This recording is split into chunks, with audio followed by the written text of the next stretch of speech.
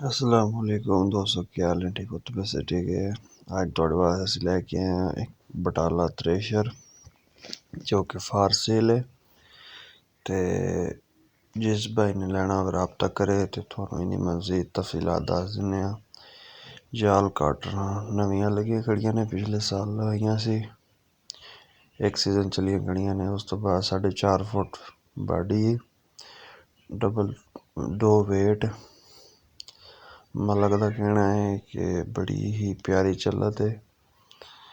ते उस तो बाद वड्डे क्रास दे विच 2010 मॉडल है, 2010 मॉडल थ्रेशर ते चलत भी गारंटी होई दी।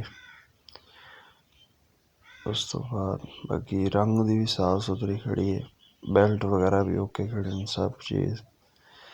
उस तो बाद तुहानूं दस दईए असीं भी वड्डा इहदा क्रास वड्डा है, वड्डे क्रास दे विच।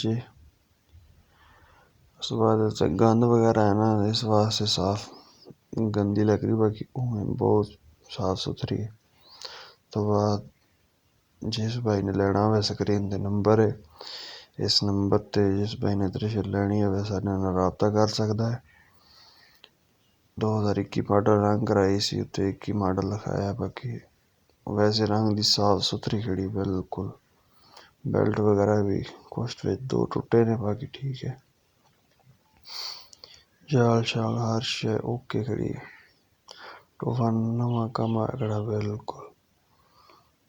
पिछले साल नवा कम कराया सी इन्होंने, एक सीजन चलाया सिर्फ। बाकी बिल्कुल 1 to 1 कंडीशन ओके है।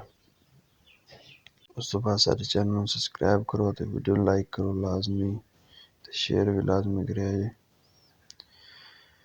ताकि आने वाली वीडियो तुहाडे तक लाजमी पहुंच सकन बआसानी। थ्रेशर साफ सुथरी है, जिस भाई ने लेनी होवे उस नाल राबता कर सकदा है।